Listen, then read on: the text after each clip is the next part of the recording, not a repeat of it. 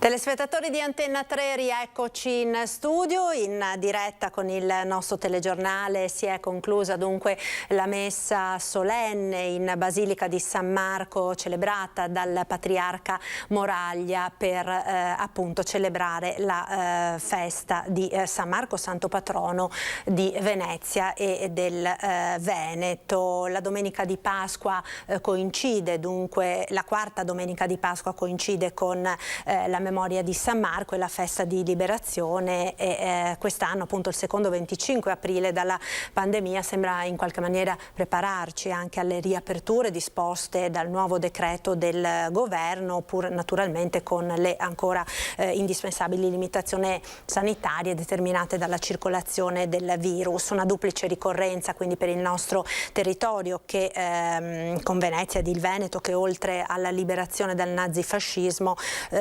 76 anni fa celebrano appunto il santo patrono di San Marco, e anche quest'anno il Patriarcato di Venezia ha scelto Antenna 3 proprio per trasmettere in diretta la messa solenne del Patriarca. Una giornata quindi, dicevamo, che ci porta a riflettere su quello che libera e apre davvero la nostra vita in questo tempo difficile, di incertezza, di paura, nello stesso tempo anche di grande desiderio di ritornare alla vita, alla normalità, dopo oltre un anno di chiusura e di distanziamento forzato da questo periodo che sarà sicuramente molto complicato e difficile da lasciarsi alle spalle. Ed in questo senso abbiamo sentito quanto sia attuale il messaggio di San Marco dalle parole pronunciate dal Patriarca Moraglia. Per riflettere su questo e anche su altro di questa importante giornata abbiamo in collegamento Skype il nostro primo ospite di oggi, Maurizio Crovato,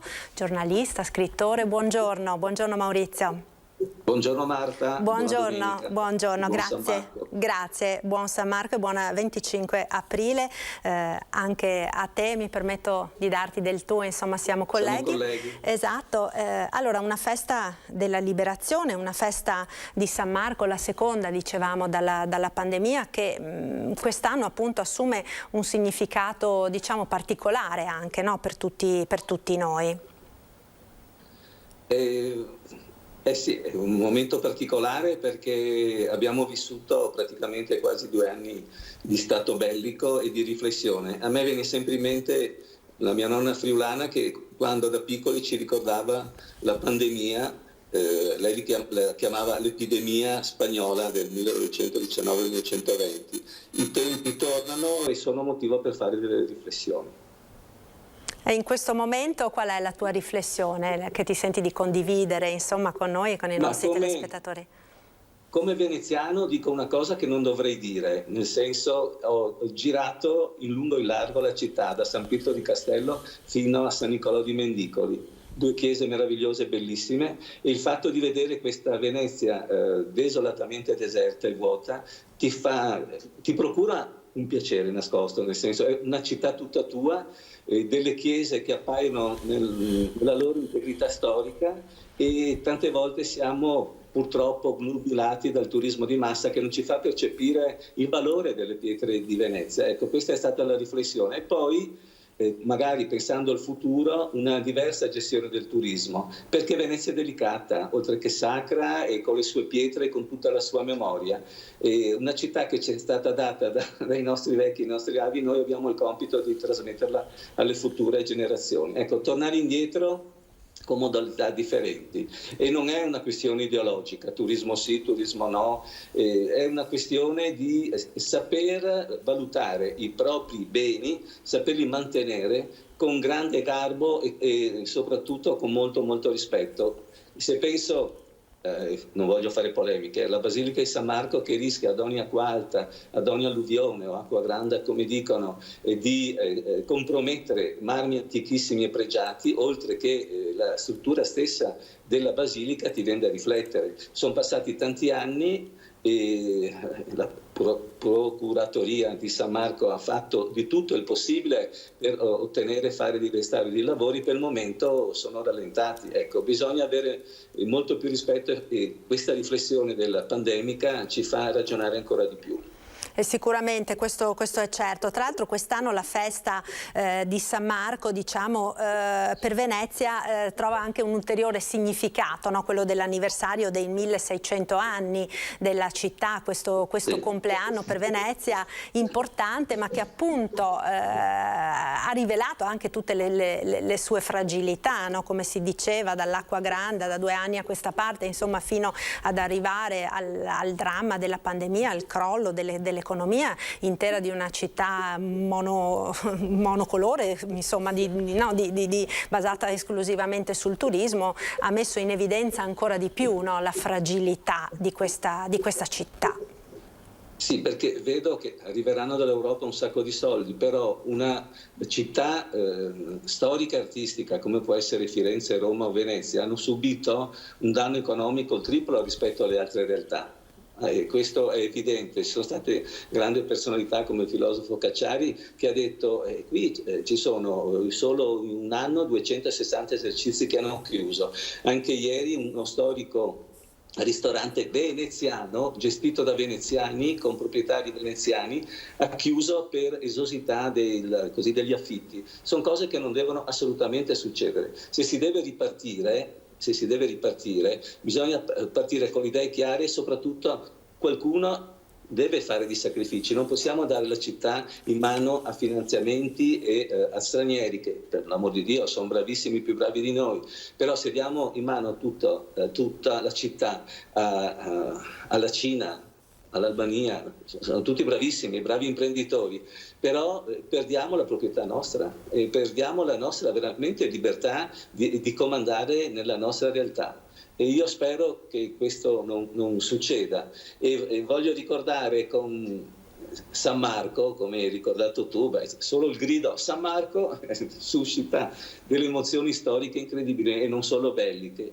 E quando penso alla nostra basilica, l'altro giorno, appunto, in questa riflessione che facevo, sono entrato zitto dalla porta della Cappella del Rosario, dove di solito c'è sempre gente che prega, c'erano i soliti 5-6 veneziani doc. Poi ho avuto il coraggio di entrare proprio nel centro della basilica, una giornata di sole stupenda, e mi sembrava impossibile di essere solo. Ho detto, ma in vita mia, e sono qui che vengo da quando ero bambino, mi ricordo addirittura il Papa Giovanni XXIII, non mi è mai capitato un momento, una cosa del genere, di vedere questa bellezza. E mi ero ricordato quando per lavoro ero andato a Istanbul e Costantinopoli, nella bellissima chiesa di Santa Sofia, all'epoca era un museo, oggi è stata ritrasformata in tempio per scelte da parte delle autorità turche, e quella volta lì ho avuto la sensazione di come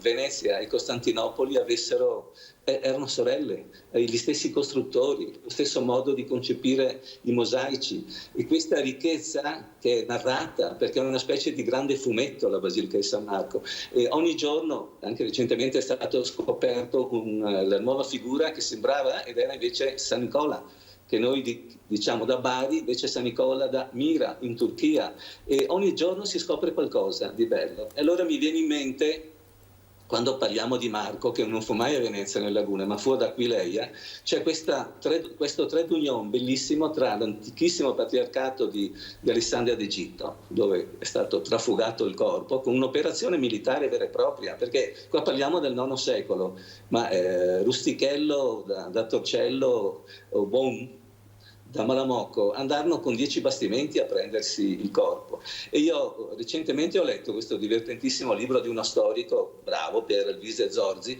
che ha scritto questa storia pregiudicata di Venezia. E come? E tu ricordavi l'anniversario di 1600 anni. Questi veneziani si inventano, è una questione di marketing, di marchio, puntano all'Evangelista. In realtà c'è un Vangelo antichissimo custodito, credo, al Museo di Cividale, e qualcuno diceva è stato scritto direttamente dall'Evangelista quando era ad Aquileia. Probabilmente non è così, è 1 secolo, 2 secoli dopo, però c'è questo trade union tra il patriarcato di Alessandria d'Egitto, il patriarcato di Aquileia e il patriarcato di Venezia.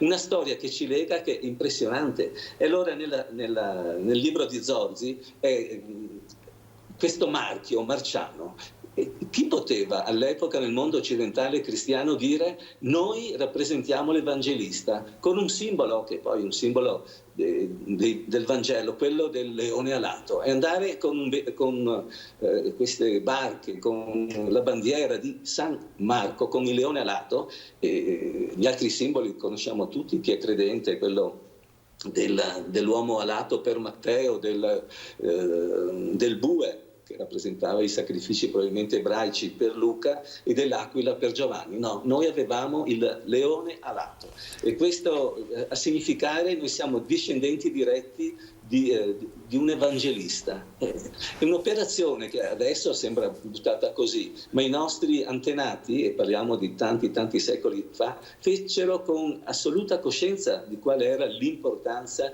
di creare una basilica di San Marco.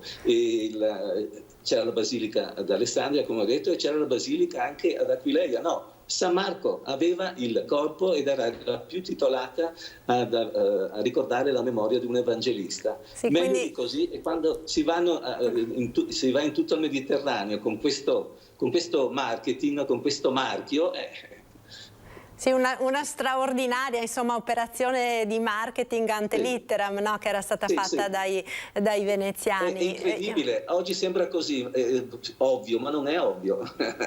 Certo. Maurizio, ti ringrazio molto per queste riflessioni, insomma, che hai voluto condividere con noi in questa giornata. Grazie mille e buon lavoro naturalmente anche a te. Alla prossima. Marta, fammi finire. Viva San Marco, viva Venezia. Ciao. Ciao, grazie, grazie mille. Allora, grazie quindi a Maurizio Crovato, giornalista e scrittore, per essere stato con noi in questo momento. Tra poco noi dovremo essere in grado di collegarci con Piazza San Marco, appunto, con i nostri inviati Lucio Zanato e Lorenzo Maier. Nel frattempo è arrivato poco fa il messaggio ai Veneti del presidente della regione Zaia in occasione appunto della festa della liberazione e di San Marco. 76 anni fa anche nel Veneto la seconda guerra mondiale si concludeva e con la ritrovata libertà, scrive Zaia, si apriva un cammino di riscatto e la via della ricostruzione, un appuntamento pagato con molte vite e tante sofferenze che oggi ci impone di non dimenticare come nella nostra regione sia stata scritta una delle pagine più importanti della guerra di liberazione, la cui memoria è affidata per sempre insieme al ricordo riconoscente verso i caduti, alle 6 medaglie d'oro al valor militare assegnate per quei fatti ad altrettante nostre città e a quella che fregia l'Università di Padova, unico ateneo con questo riconoscimento. Il presidente della regione Zaia prosegue poi dicendo che in quei tragici giorni ritroviamo anche il senso di un'antica tradizione di libertà, solidarietà e altruismo da sempre propria della nostra gente, come testimoniano gli oltre 50 veneti a cui Israele ha riconosciuto il titolo di giusto delle nazioni per non avere girato la testa dall'altra parte e per avere sentito il proprio dovere di reagire nell'orrore dell'Olocausto e della persecuzione razziale. Tra essi, continua Zaia, ci sono numerosi sacerdoti insieme a persone umili e sconosciute che hanno consapevolmente rischiato la vita seguendo un innato sentimento di umanità e giustizia. Questo ci ricorda inoltre, dice Zaia, come non ci fu solo la resistenza combattuta con le armi, ci fu quella che coinvolse tutta la popolazione civile, a cominciare dalle donne, molto spesso sole o con i mariti lontani, vere combattenti di quei giorni nel reagire alle privazioni, nella sopportazione della fame, nell'opporsi alle catture e alle razzie. In quel clima di rovina e di odio, frutto dei tempi, le donne venete furono le protagoniste ed il motore di una impensabile coesione sociale che tramite i valori che seppero mantenere nei loro figli delineò la forza di uno sviluppo senza precedenti nella nostra regione che dalla rovina nelle povertà passò ad essere uno dei principali poli produttivi d'Europa. I frutti di quella crescita oggi sembrano messi a rischio ed ostacolati dagli effetti della pandemia che dopo più di un anno stiamo ancora fronteggiando e ci ha fatto contare nel Veneto oltre 11.000 morti. È certo che ne usciremo e con tutte le differenze delle circostanze troveremo come 76 anni fa la via della concordia per imboccarci le maniche, ritrovare il lavoro e con esso consolidare quel benessere che sentiamo minacciato, appunto chiosa il governatore. Le immagini della liberazione di Venezia nel 1945 ci mostrano gli insorti per le calli proprio nei giorni dedicati a San Marco.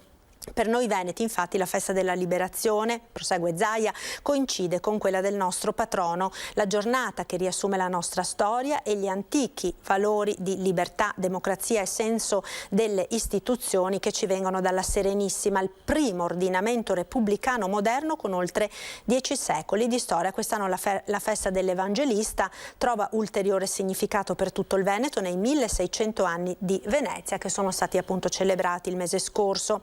Secondo la tradizione, insomma, è con la costruzione della prima chiesa a Rialto che si identifica la nascita della città e con essa l'avvio di quel percorso storico ultramillenario alla base della nostra identità. Un percorso di cui siamo fieri perché modello di libertà, democrazia, cosmopolitismo, accoglienza e dignità del lavoro. Così dunque il presidente della regione Zaia in questa giornata appunto del 25 aprile e di San Marco. Vedo che abbiamo già in collegamento il nostro prossimo ospite, Gianpier Nicoletti, docente comodato dell'Istresco. Buongiorno Nicoletti, grazie per essere con noi. L'Istresco è l'Istituto per la Storia della Resistenza e della Società Contemporanea della Marca trevigiana. Quindi la missione, diciamo, di questo istituto, no? A maggior ragione in una giornata importante come quella del 25 aprile, è il dovere della memoria, no? Certo. Sì, l'Istresco in realtà si occupa di storia a tutto campo per quanto riguarda il Novecento, ovviamente con un interesse specifico per il nostro territorio, però nasce proprio attorno al tema della resistenza. Nel caso nostro, del nostro istituto, negli anni 90, ex partigiani e ricercatori si uniscono e danno vita appunto a questo istituto. Quindi, come dire, il nostro core business è proprio questo, è la resistenza alla liberazione. E questa è la festa nostra, ma è la festa di tutti gli italiani. E non è una festa archeologica, nel senso che parliamo di eventi accaduti 75-76 anni fa, ma in realtà i temi, le questioni, i problemi che la Resistenza ha posto in essere, che ha tentato di realizzare, per cui ha combattuto, sono come dire, assolutamente presenti, sono assolutamente attuali. Certo, la festa riguarda essenzialmente quelle giornate, il 25 aprile, liberazione di Milano, per noi, nel nostro territorio, la liberazione arrivò qualche giorno dopo, parliamo insomma dei giorni che seguono il 25 fino al 30 aprile, però quello è il contesto. Una liberazione che arriva dopo 20 mesi di durissima lotta, in cui, lo ricordava anche il presidente Zaia, ci sono stati morti, ci sono stati deportati, ci sono state violenze e alcuni italiani, non tutti ovviamente, ma come dire, una minoranza attiva, quelli che salgono in montagna, quelli che si danno alla resistenza nelle nostre città, mette a rischio la propria vita e qualche volta la vita anche la perde per qualcosa che sentono importante, impellente, e cioè chiudere una fase della storia italiana durata più di 20 anni, fascismo, chiudere questa fase della seconda guerra mondiale che ha visto l'Italia sconfitta, devastata e poi occupata dall'ex alleato e avviare qualcosa di nuovo. Quello che di nuovo poi nasce si concretizza nella Costituzione. Pochi anni dopo padri costituenti, pur provenendo da chiese politiche diverse, da esperienze diverse, riescono a sintetizzare quelli che sono i valori per cui hanno combattuto i resistenti. Quali valori soprattutto? Quello della libertà, della democrazia, dei diritti.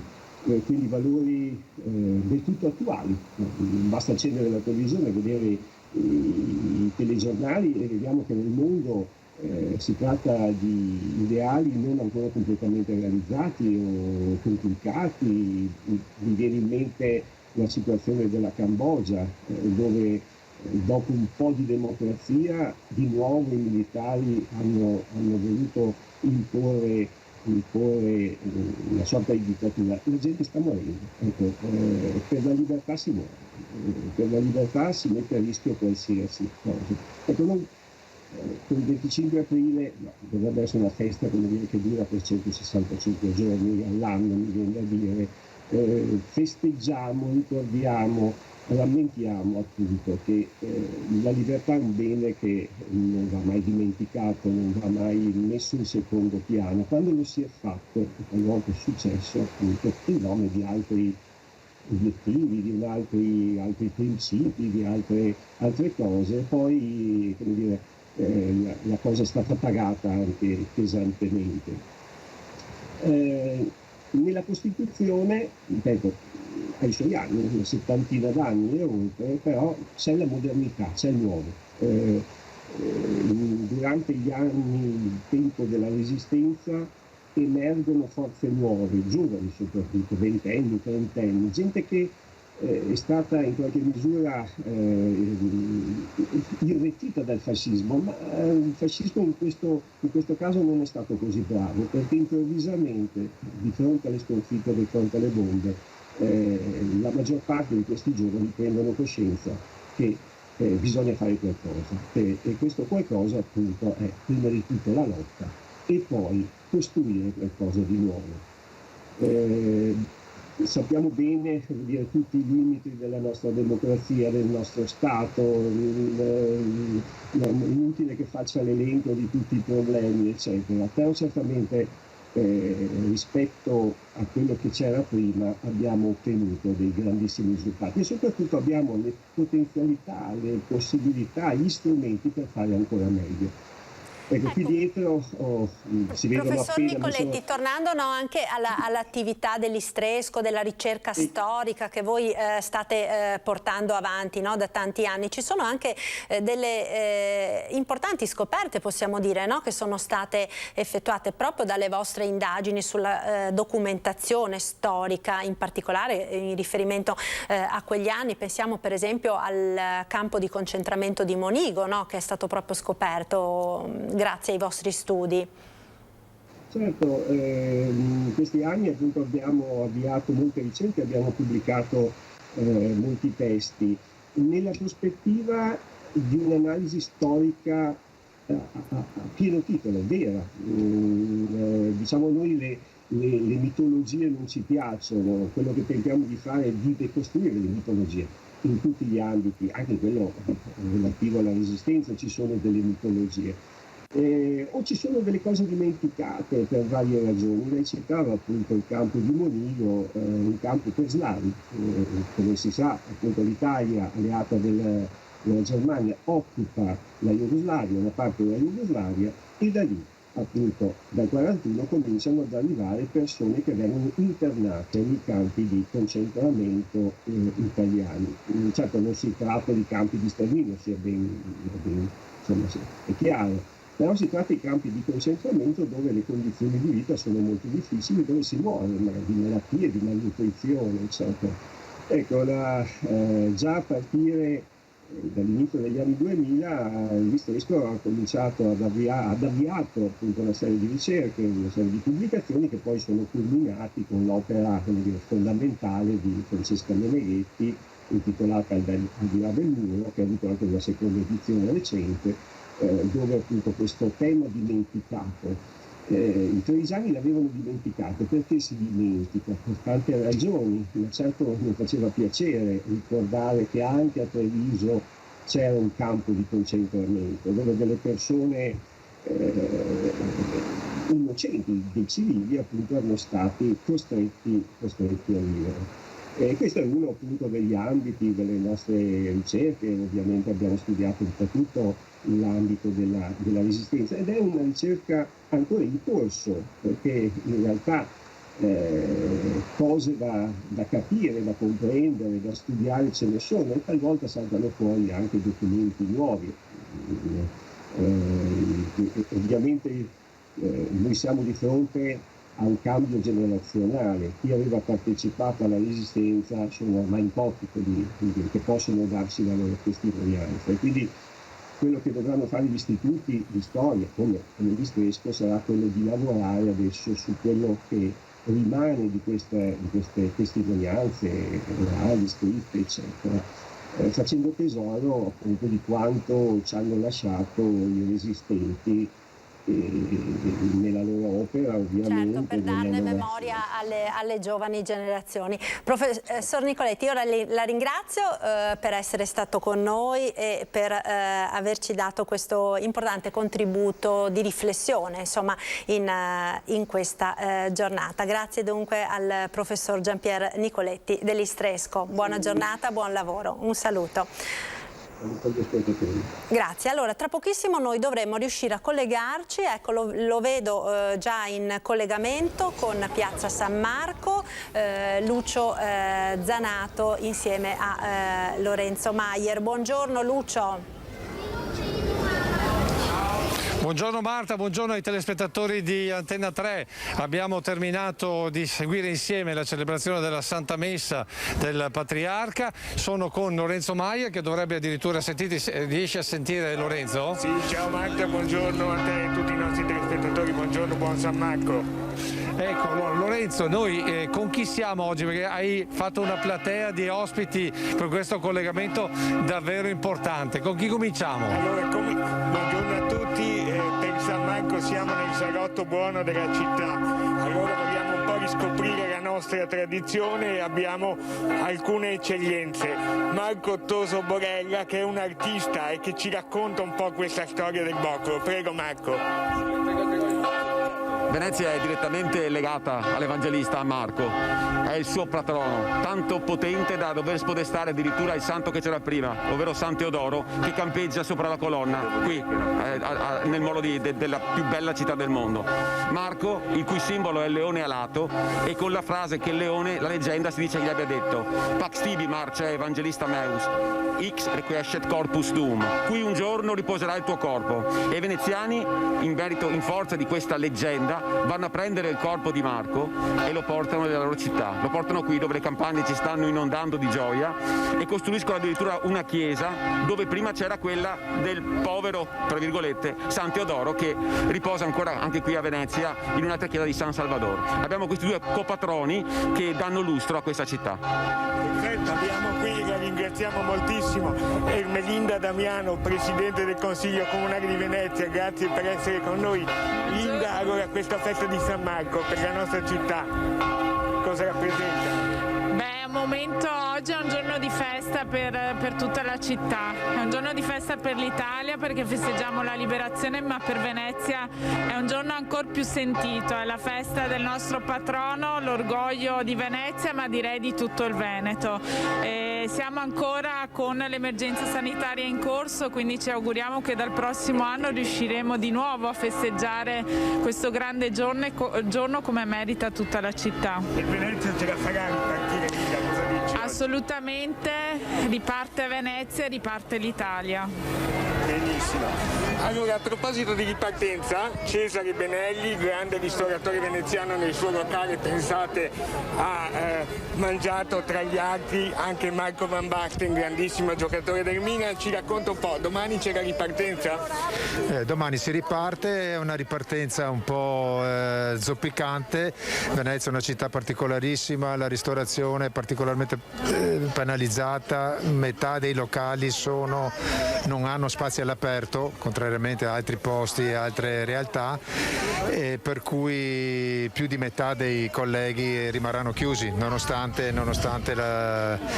ci auguriamo, un augurio vorrei farlo, che la ripartenza non sia una rinascita, ma proprio una nascita nuova per la città, cioè che si ripensi alla città in un modo diverso, abbandonare le logiche che sono state, che l'hanno caratterizzata per tanti anni, le logiche dei grandi numeri, e ricominciare a pensare alla città in un modo diverso, ripartendo dalla residenzialità anche, e da un turismo che sia attratto dai suoi valori culturali e ambientali.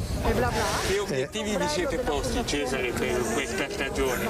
Ma siamo molto prudenti, ti dico la verità, c'è abbastanza prudenza, e noi speriamo che per settembre di ricominciare a rivedere un po' di luce. Come sta vedendo Venezia oggi? Io l'ho vista più viva rispetto alle altre volte che siamo venuti qui per le dirette. C'è più gente, c'è più attività, c'è più speranza? La speranza sicuramente, e la voglia di rimettersi in gioco, di uscire. La gente è rimasta chiusa per 1 anno e mezzo, colpita da questa sciagura. La voglia c'è, la voglia di ripartire c'è. La città è particolarmente tristemente bella e attraente, quindi speriamo di rivolgersi al turismo di prossimità e perché no ai mestrini che sono veneziani come noi, e li abbiamo fuori dall'uscio. Non ci serve andare lontano, quindi cercare di modulare proposte per attrarre questa fascia di utenza che per noi è molto importante e che ci ha aiutato lo scorso giugno a ripartire. Ecco, c'è chi dice che Venezia è un po' come la Bella Addormentata, che in questo momento è anche bella da visitare per chi può visitarla nel suo silenzio, nella sua tranquillità, però qualcun altro dice che l'importante è che dall'essere addormentata non muoia, perché chiudono tutte le attività. Certamente, questo è fondamentale, però come mi sono permesso di accennare prima, bisogna ripartire, ma non come prima, bisogna partire meglio di prima, e quindi riimmaginare, partire con un'idea diversa di città, che sino adesso purtroppo non è stata molto, e questo è molto importante. Ecco, come fare a non farla diventare un'altra volta Disneyland?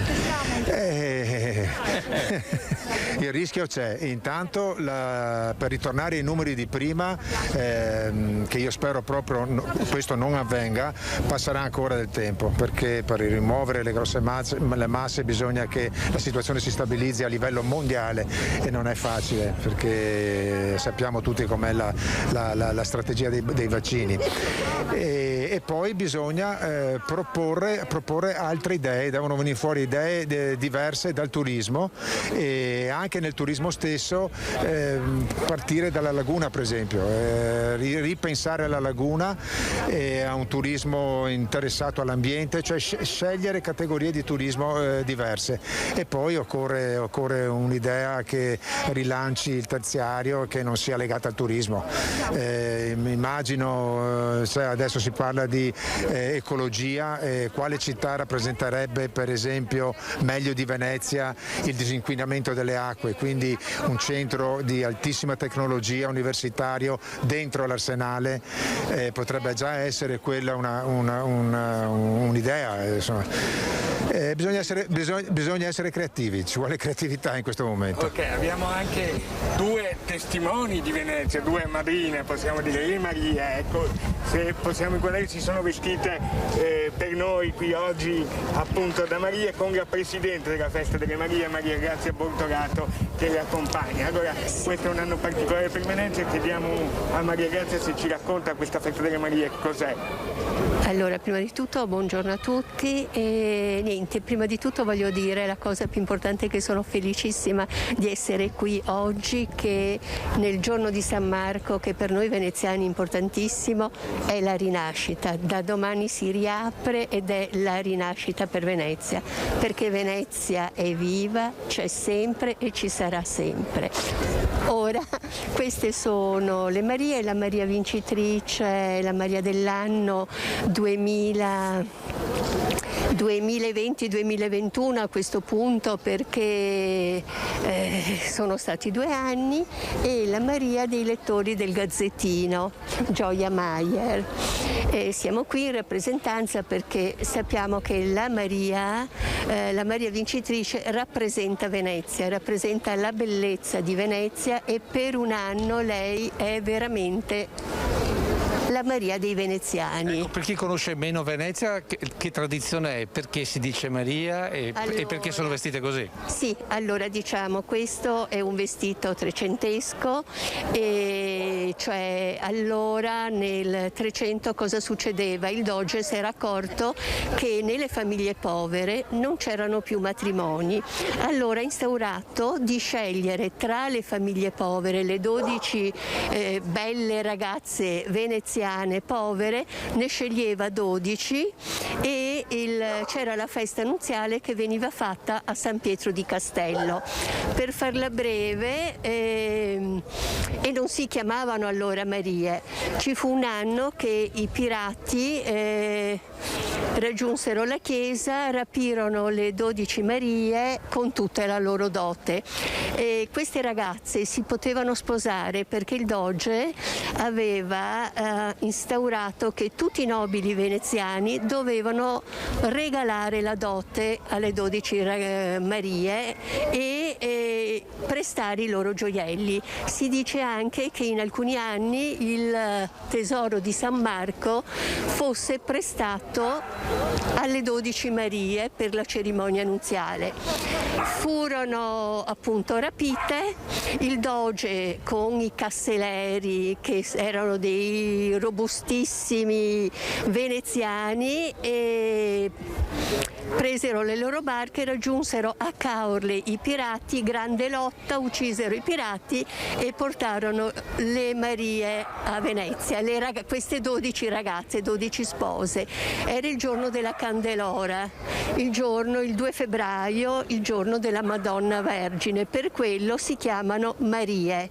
Da allora per 300 anni, ogni anno il 2 febbraio c'era lo sposalizio delle 12 ragazze a San Pietro di Castello, e poi di anno in anno c'è stata sempre una grandissima festa da Palazzo Correr, da Palazzo Ducale, la regata, anche la regata è iniziata proprio in onore delle Marie, e noi abbiamo riportato questa bellissima tradizione in fase moderna.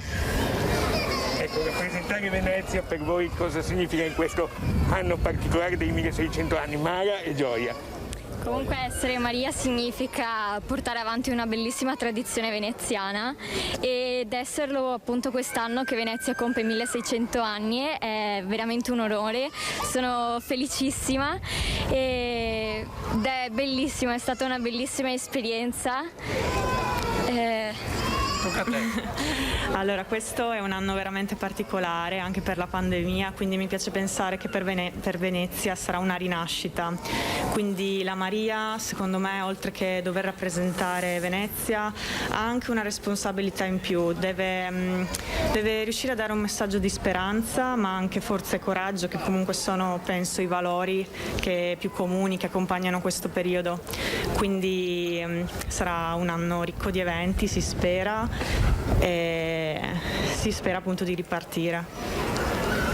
Ecco Lucio, allora Lorenzo, scusate un attimo, perché volevo salutare anche il nostro altro ospite che si è collegato, Giovanni Giusto, consigliere delegato per la tutela delle tradizioni del Comune di Venezia. Buongiorno Giusto, sta seguendo questa meravigliosa piazza San Marco inondata dal sole in questa giornata di festa così importante, il 25 aprile per il nostro paese intero, la ricorrenza di San Marco per il Veneto e i veneziani in modo particolare, no?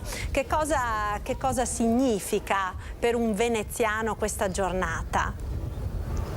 Ma io dico che per un veneziano è la giornata. È sicuramente l'epicentro di quello che ha scaturito tutto il nostro percorso. Quando dico nostro, lo dico orgogliosamente da veneziano. l'inizio in pratica della nostra storia, addirittura preceduta da chi dopo l'avrebbe protetta in un momento sicuramente lontano e diverso da quello del entrare col ruolo di patrono, cioè Marco. Sicuramente un giorno che deve mai come oggi risvegliare quello che è anche l'orgoglio attraverso l'appartenenza, cioè sentirsi continuità di quello che tutto il mondo ci invidia, perché è vero, è stato inventato, creato è il termine più corretto da chi naturalmente ci ha preceduto, ma noi abbiamo invece una grande responsabilità, che è quello di dargli continuità. Quindi tante volte dissociamo questi significati ed è questo un errore fondamentale. Dobbiamo assolutamente recuperare quello che è lo stimolo più forte, cioè quello dell'appartenenza, sentirci quindi continuatori e soprattutto pesare quella che è la nostra responsabilità, che oggi sicuramente la viviamo anche negli errori, ma domani qualcun altro magari la leggerà e ci giudicherà. Attenzione, non è facile fare bene come chi ci ha preceduto nei secoli. Sicuramente speriamo insomma che da tutta questa situazione così difficile che abbiamo vissuto, che stiamo continuando a vivere, no, se ne esca davvero migliori in questo senso che appunto lei sottolineava. Vorrei ridare ancora la linea per la chiusura di questo collegamento a Piazza San Marco, appunto a Lucio Zanato e a Lorenzo Maier, che insomma ci stanno davvero aprendo il cuore, no, nel vedere questa piazza così bella, inondata dal sole in questa giornata. Vai Lucio. Grazie Marco, siccome parliamo di ripartenza, quali saranno i prossimi eventi che attendono la città? La Presidente del Consiglio Comunale ce li racconta. Beh, innanzitutto domani ci sarà la riapertura del museo, il Palazzo Ducale e il Museo Correr, quindi sicuramente è un piccolo segnale di ripartenza, si riparte dalla cultura e dalla bellezza. E poi molto attesa in città è il Salone Nautico e quindi noi ci auguriamo che da questi eventi, da queste manifestazioni davvero la città possa ripartire, ma insieme alla città riparta l'Italia intera. Ecco, vediamo che le nostre Marie, la Presidente del Consiglio Comunale, hanno in mano il boccolo famoso di Venezia. Marco Toso, che è un artista che peraltro lavora col vetro di Murano, un altro settore che sta soffrendo, ha sofferto molto la crisi, se ci racconta la tradizione del boccolo e poi anche un pensiero su questa importantissima arte e eccellenza di Venezia nel mondo. La festa del boccolo è la festa degli innamorati a Venezia per eccellenza e ha molti punti in comune con la storia di Romeo e Giulietta di Shakespeare, perché è un amore contrastato, un amore veramente non era possibile attuarlo. Tancredi, molti dicono che fosse stato un cantante, un menestrello piuttosto che un povero, era innamorato della figlia del doge, Maria detta Vulcana perché aveva dei capelli rosso fuoco, e questo amore era contrastato dal padre, Agnello Angelo Partecipazio. E naturalmente le storie sono leggende, vengono adattate molto come dire, non tenendo molto in considerazione le date, però sono bellissime e vanno raccontate per come sono raccontate. Ecco che il doge contrasta questo amore e Tancredi decide di coprirsi di gloria, diventare un prode cavaliere e di seguire l'Orlando della chanson de Roland, a lottare appunto contro i Mori. Purtroppo si copre di gloria, si copre di onori, perfino a Venezia arriva l'eco di queste grandissime imprese, ma un giorno a tradimento viene ucciso da una banda di briganti e lui muore in un roseto e irrora una rosa con il suo sangue. Orlando porta la rosa a Venezia, la porta al doge e gli dice: questo era il più grande cavaliere che ci sia mai stato, e regala e dà la rosa alla figlia, a Maria, detta appunto Vulcana, che non dice una parola. Era il 24 di aprile, va nella sua camera, si porta la rosa ormai secca e il giorno dopo lei, morta, ha in mano la rosa che è ritornata a vivere.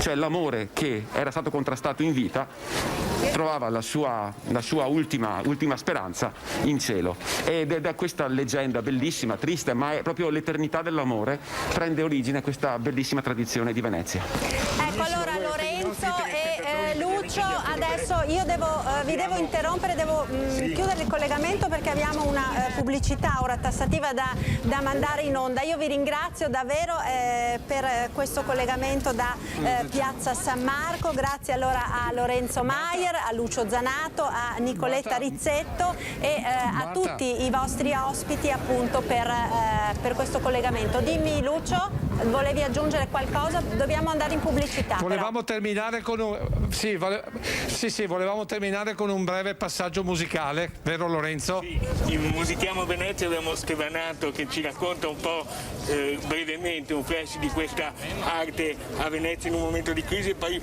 un brevissimo omaggio musicale in onore di Venezia con cui vi salutiamo. Ok, allora sì, problema grande per quanto riguarda la Cantiamo Venezia e tutte le cooperative che gestiscono il servizio di serenata in gondola e mi auguro che, non dico rinascita, ma una ripartenza importante sia necessaria. Vi salutiamo con un brano. Alessandro in Laguna. E mi me ne son dao, donde che feve i goti, giocando la spinetta ai artigiani. Grazie, vi ridiamo la linea per la pubblicità. Grazie Lucio, grazie anche per questa chicca con questa conclusione musicale. Allora noi andiamo in pubblicità. Giovanni Giusto, resti con noi perché abbiamo ancora una domanda per lei, subito dopo la pubblicità, tra poco.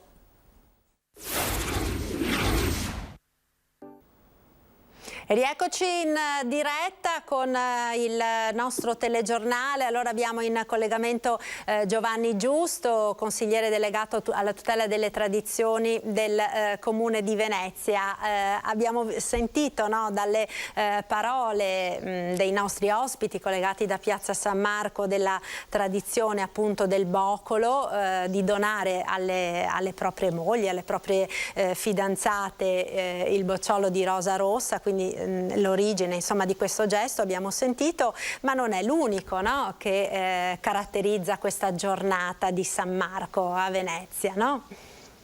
Sì, indubbiamente la parte più romantica è quella che si vive forse un po' meglio ogni anno, no? E va a richiamare quella che è l'attenzione sicuramente alla parola che ogni tanto diventa difficile, che è amore, no? Nel 25 aprile noi tutti ci riscopriamo appunto andando a ricalcare quello che è un forte segnale di una leggenda che sicuramente magari anche reimpostata o forse, ma che comunque ha una base solida, no? Che abbiamo tramandato e che ogni anno rigorosamente ricordiamo appunto interpretandola, ed è quello appunto del dono di un bocciolo di rosa che coglie i significati appunto, come spiegava il signore prima dalla piazza, no? Per tutti gli innamorati in pratica. Comunque oggi è un giorno importantissimo perché San Marco indubbiamente si ristabilisce la sua giornata alla quale dedichiamo sicuramente la nostra attenzione. Purtroppo in questo periodo di pandemia ci appelliamo sicuramente a lui, magari meno lo festeggiamo. Ma da domani, ecco, vedi caso, no? Da domani, cioè il giorno dopo della festa di San Marco, già incominciamo a sentirci indubbiamente più normali tutti quanti, e speriamo che sia una scala, nel vero senso della parola, in discesa. Pensate che San Marco, questo è un passaggio sicuramente curioso, arriva e passa per Venezia nel suo viaggio da Aquileia a Roma, colto da una tempesta in mare, prende rifugio in laguna e si mette a ridosso di quella che è l'isola, tra virgolette, dove dopo in teoria, o meglio nella leggenda, prende proprio sviluppo e quindi viene edificata la città, cioè nella parte più alta della città, a Rivo Alto, ed è là che gli compare in sogno l'arcangelo, un angelo praticamente, e che gli pronuncia la famosa frase di cui solo metà la possiamo intravedere in quelle che sono le incisioni, soprattutto sulle sculture, ma anche sui dipinti, cioè Pax tibi Marce Evangelista Meus, manca lic requiescat corpus tuum, o meglio, pace a te Marco Evangelista meo, qui riposerà il tuo corpo. E questo accadeva, pensate che Marco, come dice Eusebio, va bene, muore più o meno nel 68 d.C., quindi sicuramente è accaduto durante gli anni 30 d.C. ed ebbe appunto quello che è stato una profezia nel vero senso della parola da un angelo che gli compare nel sonno con le sembianze di leone. Ecco anche la risposta in perché San Marco è un leone. E in effetti dopo la sua morte, che muore il 25 aprile, attenzione, 25 aprile perché? Perché la morte ad Alessandria d'Egitto, dove viene sepolto, di Marco, va bene? E soltanto nell'828, il 31 gennaio dell'828, arriva a Venezia, trafugato appunto da Bono di Malamocco e Rustico da Torcello, che con grandi difficoltà, ma anche strategie messe in atto per arrivare comunque incolumi, soprattutto con le reliquie del San Marco a Venezia, il 31 gennaio 828 approda e successivamente diventa il patrono, attenzione, scalzando Todaro, famosissimo Todaro, praticamente San Teodoro, che era il primo patrono di Venezia. Comunque oggi Marco in teoria compie 1953 anni dal giorno della sua morte, e anche questa è una data non da niente, perché da là in realtà, come dice la profezia, nasce quella che dopo diventerà la nostra grande città, ma soprattutto quella che attraverso la grande storia ha fatto siamo giunti fino ai giorni nostri, e speriamo soprattutto di meritarcela. Non siamo solo noi veneziani ad averne la responsabilità, ma siamo un intero paese che deve sicuramente andare a sostenere quello che per tutti comunque diventa un grande orgoglio quando lo mettiamo in evidenza e lo usiamo come, a volte anche spavalderia, ma come dimostrazione di quelle che sono le capacità dell'uomo, che dove era impossibile i veneziani hanno usato e hanno creato. Concludo dicendo: mia mamma mi diceva sempre, in modo molto ironico, no? Che quando succedeva qualcosa che magari andava storto, eccetera, no? E che suo nonno a sua volta gli diceva perché Dio è un po' arrabbiato con noi. E da bambino appunto mi incuriosiva questa arrabbiatura di Dio nei nostri confronti, e quando gli chiese ma perché deve essere arrabbiato con i veneziani, è perché sai, Dio il settimo giorno si è riposato e i veneziani invece hanno creato Venezia e questo non l'ha mai sopportato.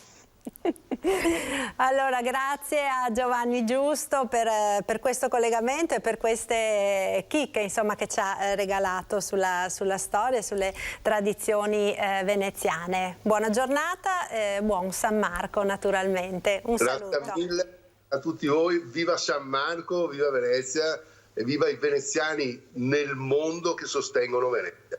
Grazie a tutti. Grazie a Giovanni Giusto. Allora, oggi appunto 25 aprile, festa della liberazione dal nazifascismo, ne abbiamo parlato prima, festa di San Marco. Noi ora torniamo però a parlare di quello che è il tema sanitario che naturalmente ci riguarda tutti quanti. Abbiamo in collegamento il direttore generale dell'ULSS 2 della Marca Trevigiana, Francesco Benazzi. Buongiorno direttore. Buongiorno a lei. Buongiorno, grazie per essere con noi. Abbiamo anche un flash d'agenzia di pochi minuti fa, insomma, del ministro Speranza. Anche l'Italia ha vietato l'ingresso a chi è stato in India, e chi dovesse essere rientrato dall'India nei 14 giorni precedenti, quindi negli ultimi 14 giorni, e si trovi già nel nostro paese, è tenuto a sottoporsi ad un tampone contattando i dipartimenti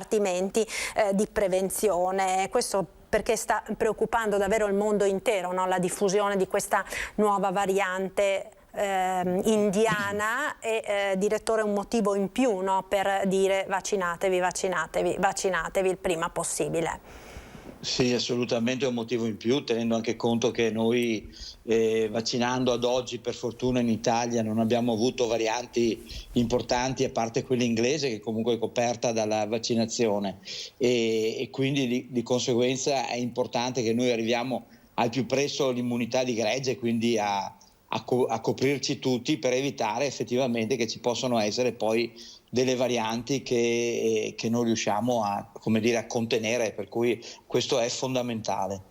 Ecco, oggi come sta andando la campagna di vaccinazione? Abbiamo visto, no, nei nostri servizi, nell'intervista che abbiamo fatto con lei ieri sera, che ieri purtroppo è stata una giornata segnata anche da parecchie defezioni da parte dei settantenni, no? Quella fascia d'età dai 70 ai 79 che adesso, per i quali adesso è in corso appunto la campagna di vaccinazione. Oggi come va?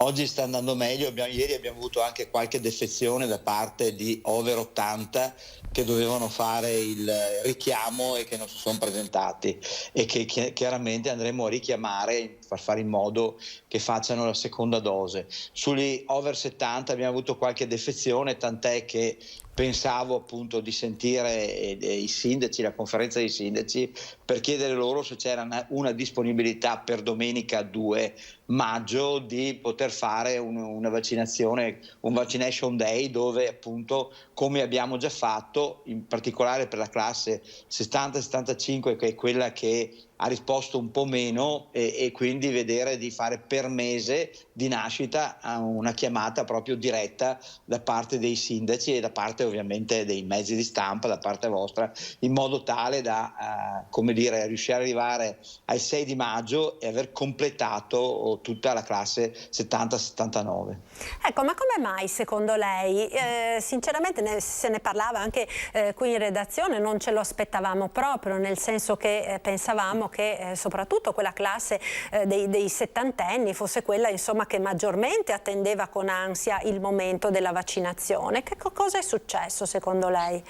Ma credo che qualche resistenza, forse è mancata un po' la comunicazione, anche perché era anche gente iscritta nella piattaforma, quindi, e dopo credo che qualche resistenza ci sia stata anche legata al fatto dell'utilizzo di AstraZeneca, anche se continuo a ribadire questo vaccino è sicuro, dà una copertura massima e quindi non è assolutamente né più pericoloso né inferiore agli altri vaccini, anzi sembra che addirittura AstraZeneca possa dare una copertura ancora maggiore, per cui voglio dire, sì, non riusciamo a capire, ecco, questa grossa difficoltà a accettare la vaccinazione con AstraZeneca.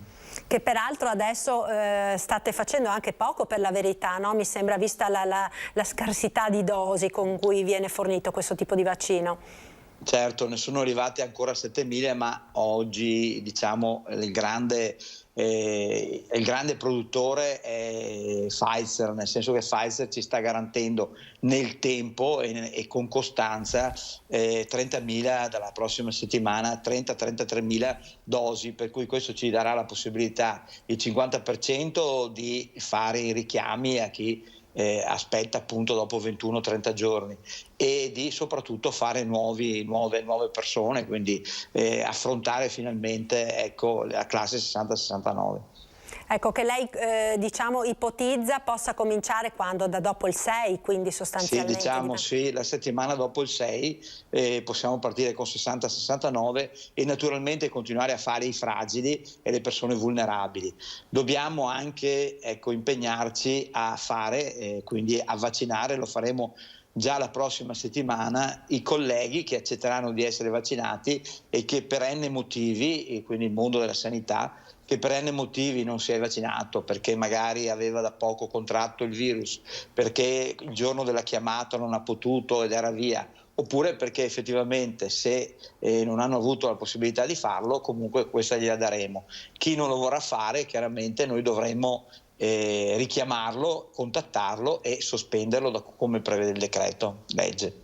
Ecco, di che numeri stiamo parlando per la provincia di Treviso, direttore?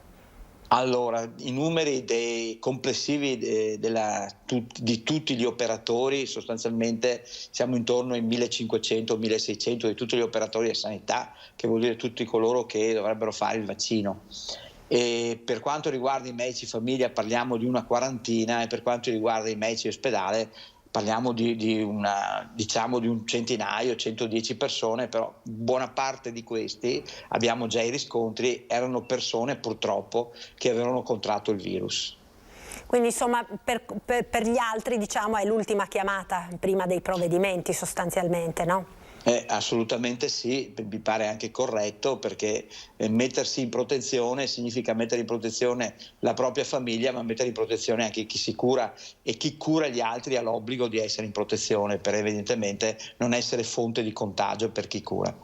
Ecco, direttore, la percentuale di coloro che non si sono presentati, di cui parlavamo appunto poco fa, è anche oggi intorno al 30%, come si diceva ieri, quindi abbastanza consistente, o qualcuno ci ha ripensato e si sta presentando? Oggi, dai dati che oggi, facendo il giro telefonico, perché oggi mi sono dedicato ai lavori di casa, facendo il giro telefonico con i miei collaboratori, siamo intorno al 10%, cioè numeri molto molto più bassi, quindi effettivamente può essere stato solo un episodio legato ieri, e noi ci auguriamo che sia così, in modo tale da poter veramente dare il vaccino a tutti.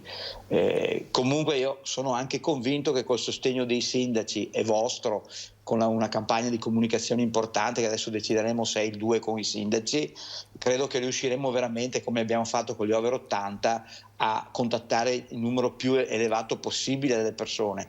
E anche là ci sono, anche negli over 80 sono circa 700.000 quelli che non accettano la vaccinazione per N motivi, e quindi anche qua avremo sicuramente qualcuno che è restio, anche se l'appello che continuo a fare, che facciamo sempre, è quello che il vaccino ci aiuta veramente prima di tutto a non ammalarci, a non far ammalare gli altri e a non morire, perché ricordo a tutti che ho ancora una trentina di persone negli ospedali in terapia intensiva, e non sono poche. Certo, direttore, sul fronte degli spazi, domani apre il drive-in alla dogana, giusto? E poi state cercando anche altre nuove sedi per questa vaccinazione, insomma, di massa?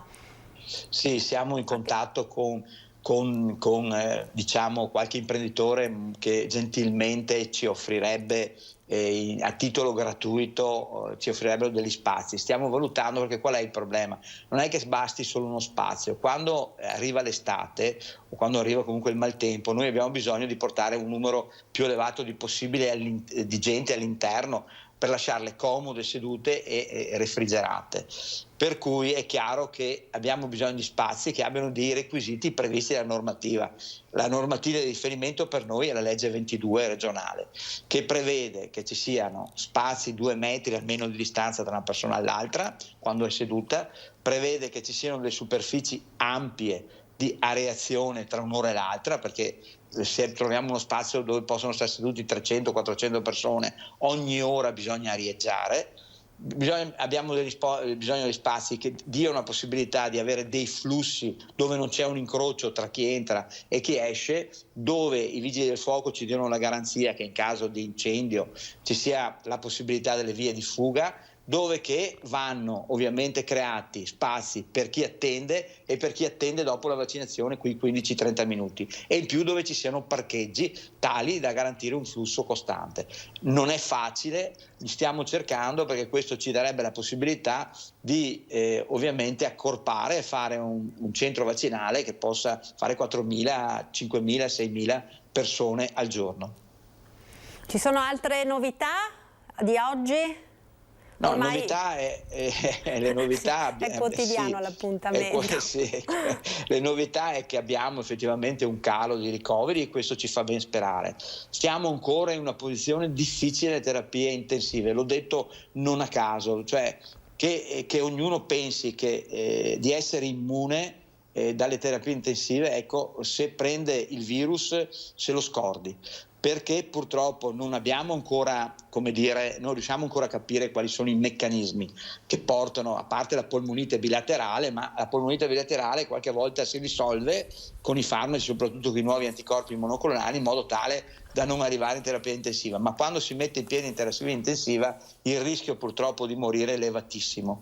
E lo dico anche perché oggi in terapia intensiva abbiamo i cinquantenni, non abbiamo più gli ottantenni che per fortuna sono vaccinati, abbiamo i cinquantenni, quindi attenzione, lo dico ai cinquantenni, ai sessantenni, ai settantenni, vaccinatevi perché il rischio esiste, non è che ognuno di noi purtroppo non è può essere fortunato, qualche volta colpito dalla sfortuna, entrare in questa ovviamente spirale e poi non uscirne più, per cui l'unica salvezza è veramente il vaccino.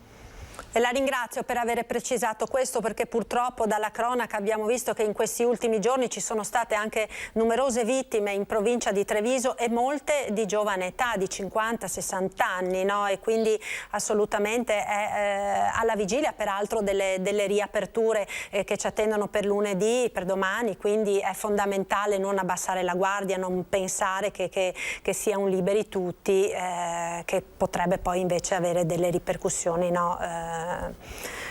Drammatiche. Assolutamente sì, dobbiamo vaccinarci per poter tornare a vivere, perché abbiamo bisogno tutti di tornare a vivere, di stare con gli altri, abbiamo bisogno di socializzare, abbiamo bisogno di passare questo periodo che ha creato sconforto, depressione, ha creato fatica per tutti noi e per chi ha dovuto obbligatoriamente stare a casa, compreso i giovani. Io credo che abbiamo bisogno di vaccinare proprio per uscire da questo tunnel e poi abbiamo bisogno di comportarci bene, quindi utilizzare le mascherine alle distanze, perché non possiamo permetterci, ecco, che l'economia nostra sia in crisi legata al fatto che si richiude di nuovo. Quindi un messaggio è: 26 si riapre, torniamo a vivere, comportiamoci bene, perché vogliamo restare gialli, vogliamo tornare bianchi, cioè vogliamo tornare alla vita normale. Dottor Benazzi, la ringrazio, grazie per questo collegamento, buona giornata, buona domenica, buon 25 aprile anche grazie, a buon lei. San Marco e buon San Marco naturalmente a tutti i veneti. Grazie a Francesco Benazzi, direttore generale dell'ULSS 2 della Marca Trevigiana. Noi ora ci fermiamo ancora per qualche istante di pubblicità, tra poco.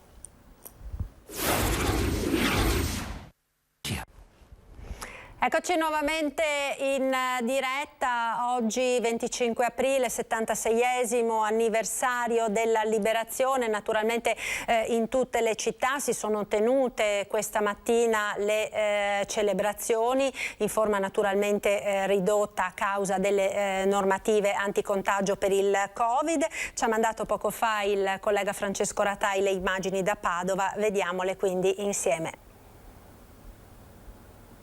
Signori, il 25 aprile, il giorno della liberazione, è una data fondamentale per la nostra storia. 76 anni fa, lo sforzo congiunto delle truppe di liberazione, delle forze partigiane italiane, che pur non prendendo in mano le armi, hanno combattuto il nazifascismo, metteva fine a oltre 20 anni di dittatura, una guerra che aveva seminato lutti e dolore e messo in ginocchio il nostro paese. Sono passati 76 anni di pace, di ricostruzione, di crescita sociale ed economica, di consolidamento della libertà e della democrazia. Anni attraversati anche da momenti difficili, nei quali il paese ha saputo ricompattarsi al di là delle diverse appartenenze politiche. Penso al senso di unità, di solidarietà, che tutti gli italiani hanno trovato e manifestato in occasione delle grandi calamità naturali, come l'alluvione del 1966 o i terremoti in Friuli e in Irpinia, ma anche la compattezza con la quale sono stati superati gli anni bui del terrorismo, che molte cicatrici ha lasciato anche nella nostra città. Questo 25 aprile è la seconda volta. È celebrato mentre il Paese attraversa una pandemia mondiale senza precedenti nella storia recente. Siamo tutti molto stanchi e preoccupati per la situazione sanitaria, ma anche e giustamente per la crisi economica di cui siamo precipitati. Capisco che da un anno non si lavora, chi ha visto svanire in questi mesi i sacrifici di una vita, chi non sa se domani riuscirà a ripartire. Capisco la loro preoccupazione e comprendo anche la loro esasperazione. Voglio però dire una cosa chiara. non c'è ripartenza senza sicurezza sanitaria. Dividersi e scontrarsi tra rigoristi e aperturisti non ha senso. Bisogna far marciare insieme in modo parallelo e coordinato la campagna vaccinale e la progressiva riapertura di tutte le attività. Per questo mi auguro che anche in questa emergenza nazionale sappiamo tutti ritrovare quello spirito di comunità, quella solidarietà e unità di intenti che ha permesso al nostro Paese di superare le durissime prove a cui ho accennato prima. Oggi è il 25 aprile ed è nostro compito e dovere mettere al centro delle nostre riflessioni i valori per i quali tanti nostri connazionali sono morti, valori sui quali si è costruita la nostra Repubblica. Noterò anche altre volte, la democrazia e la libertà conquistate anche con la lotta di liberazione non sono una condizione che una volta data è immutabile, vanno difese, custodite e curate ogni giorno, con i nostri comportamenti, con la nostra consapevolezza di quanto sono costate. I testimoni di quei giorni, man mano che passano gli anni, ci lasciano, ma l'oblio del tempo non deve scendere su di loro, sulle nostre storie, sulle loro storie, sui loro ideali che sono anche i nostri. E rieccoci dunque in studio, queste avete sentito le parole alle celebrazioni per il 25 aprile del sindaco di Padova Sergio Giordani. Noi ora in questa ultima parte della nostra lunga diretta del 25 aprile parliamo di riaperture, parliamo di turismo e delle prospettive di questa nuova stagione che si sta per aprire. Lo facciamo con i nostri ospiti in collegamento Skype. Abbiamo Angelo Falloppa, presidente della Confcommercio Unione Venezia. Buongiorno Falloppa, grazie per essere con noi. Giulio Cavara, vicepresidente vicario di Federalberghi Veneto. Buona giornata anche a lei e grazie per essere con noi. E Francesco Bertonna, presidente di Assocamping.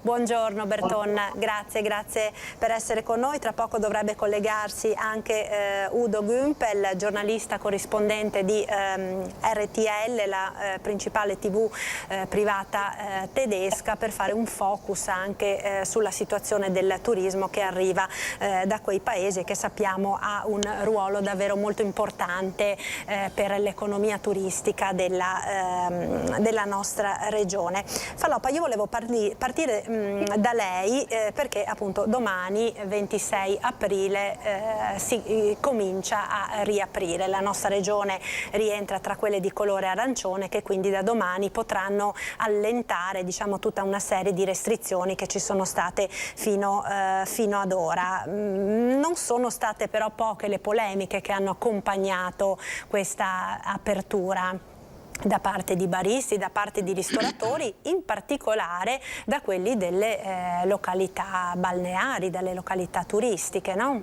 Perché? Ma perché diciamo che la cosa che più ci ha fatto, passatemi anche il termine, incavolare, è come le notizie sono state date. 3-4 giorni fa è uscita la notizia la sera, Italia coprifuoco fino al 31 luglio.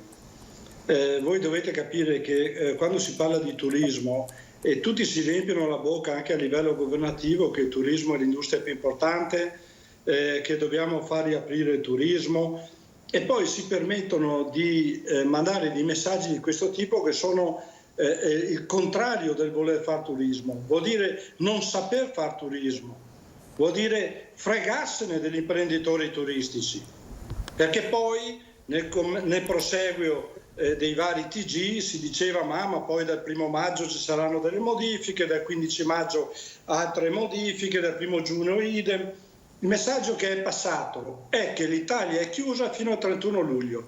Coprifuoco, già la parola coprifuoco è una follia usata in questa maniera come la usiamo noi, ma all'estero è recepita come in Italia fino al 31 luglio non si può fare niente. Io le faccio un piccolo esempio, ho ricevuto WhatsApp da una mia amica danese 2 giorni fa e mi dice: Angelo, ma cosa fate? Siete chiusi fino al 31 luglio, come fate ad aprire le vostre attività? Questo era l'unico messaggio che era passato.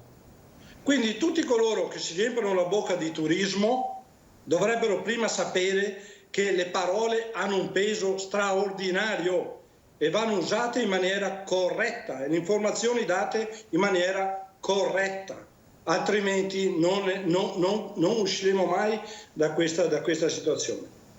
Ecco, peraltro insomma abbiamo sentito già in queste ore dal governo che fra un paio di settimane, verso la metà di maggio, ci sarà insomma un check di questi provvedimenti, quindi se le cose andranno bene, naturalmente come tutti speriamo, si potranno naturalmente avviare degli ulteriori allentamenti insomma, no, di queste misure, ed è quello che ovviamente tutti auspichiamo, anche perché significherebbe che comunque le persone hanno recepito, diciamo, il messaggio, no? L'abbiamo parlato proprio pochi minuti fa con il direttore generale dell'ULSS, l'attenzione deve comunque rimanere alta perché il virus c'è ancora, per cui non deve essere un liberi tutti, ma certe misure di attenzione devono continuare a rimanere, altrimenti il rischio è quello di tornare indietro, e sarebbe davvero catastrofico insomma per tutti noi e per il sistema economico. Giulio Cavara, vicepresidente di Federalberghi del Veneto, dal punto di vista degli albergatori, questa stagione insomma che si sta aprendo, com'è? Cominciate ad avere telefonate, ad avere prenotazioni, come vi state organizzando? Questa è una domanda davvero difficile a cui rispondere, perché, come diceva giustamente il mio collega e amico Faloppa, i messaggi che sono purtroppo stati dati fino ad ora a livello nazionale e internazionale non hanno dato quell'impulso ai singoli, ai turisti nelle prenotazioni. C'è ancora tanta incertezza, anzi le notizie che sono uscite fino adesso sono state notizie molto molto pesanti, non sono state tranquillizzanti. Giustamente il nostro non è un settore come non so, anche un ristorante che basta aprire la serranda o tirarla giù. Noi dobbiamo prima seminare, raccogliere, incutere sicurezza nei confronti dei nostri clienti. Questi prenotano, se vedono che ci sono le condizioni adatte, allora sì che gli alberghi possono pensare a riaprire. Il decreto ripartenza, io l'ho definito qui a Verona il decreto fallimento, perché non vogliamo essere catastrofisti, ma oggi i segnali per una ripresa reale non ci sono. Finché ci sono certe situazioni che prevedono il coprifuoco, una parola che si usava probabilmente in tempo di guerra, dove vengono date la possibilità, per esempio ai teatri all'aperto, di ospitare fino a 1000 persone, è pur vero che la regione può derogare da questo. Però ci sono delle situazioni, soprattutto anche la chiusura dei ristoranti, perché di fatto i ristoranti solo all'aperto sappiamo che è un'apertura parziale, bisogna che ci sia un'apertura anche a quelli all'interno, ovviamente osservando quelle che sono le regole basi che ormai conosciamo a memoria tutti, i distanziamenti, le mascherine e l'osservazione di protocolli ancorché rigidi. Siamo pronti a farlo tutti, però bisogna ripartire. Cioè, il dire semplicemente attenzione all'aspetto sanitario, però bisogna ripartire, sono perfettamente d'accordo, però oggi bisogna avere più coraggio a riaprire che a chiudere. Riaprire in sicurezza, perché c'è un sistema che è in crisi da 15 mesi e non può più permettersi di aspettare. Non si può più aspettare neanche un giorno, ahimè. Ecco, Francesco Berton, presidente di Asso Camping, l'associazione che riunisce i campeggi del litorale di Cavallino Tre Porti, che rappresenta il polo del turismo plein air più importante d'Europa, no? Sostanzialmente, che accoglie milioni di turisti, di campeggiatori ogni anno. Come vi state preparando alla ripartenza? Diciamo, il turismo plein air, forse proprio essendo all'aria aperta, è quello che magari maggiormente ha possibilità di rispettare anche queste regole relative appunto alle attività all'aperto. Sì, buongiorno di nuovo. Diciamo che noi siamo pronti per aprire. nel senso che gran parte delle nostre strutture prevedono l'apertura entro il 15 maggio, c'è una grande struttura proprio qui a Cavaglione Tre Porti che ha già aperto, ovviamente per ospitare chi è autorizzato in questo momento a spostarsi. Tra il 30 di aprile e il 15 di maggio avremo praticamente quasi la totalità delle strutture aperte. Ovviamente tutto si sta impostando rispetto ai protocolli che avevamo pianificato lo scorso anno. Lo scorso anno c'era stato un grande lavoro da parte di tutte le categorie con le ASL di competenza, con la Regione Veneto che poi le aveva fatte proprie e trasmesse a livello nazionale. Ci sono una serie di protocolli che sono già scritti e l'anno scorso hanno funzionato. Noi facciamo turismo all'aria aperta, ma la vacanza balneare in senso più ampio è la vacanza all'aria aperta, in spiaggia, col sole, col mare. Sono tutti elementi che, lo hanno detto i massimi esponenti del governo, sono gli elementi basilari per contrastare il virus e di conseguenza noi siamo pronti. Rimangono una serie di punti di domanda, giustamente come dicevano prima i colleghi, gli orari, queste 22 della sera che adesso tutti si sono incorsi a rettificare, no, ma sarà fino al 1° maggio, sarà fino al 15 di maggio, vedremo, però per adesso noi abbiamo un decreto che parla delle 22 fino al 31 di luglio, quindi è importante, come si diceva prima, avere una pianificazione, capire poi se effettivamente le regole man mano cambieranno, man mano si allenteranno queste misure.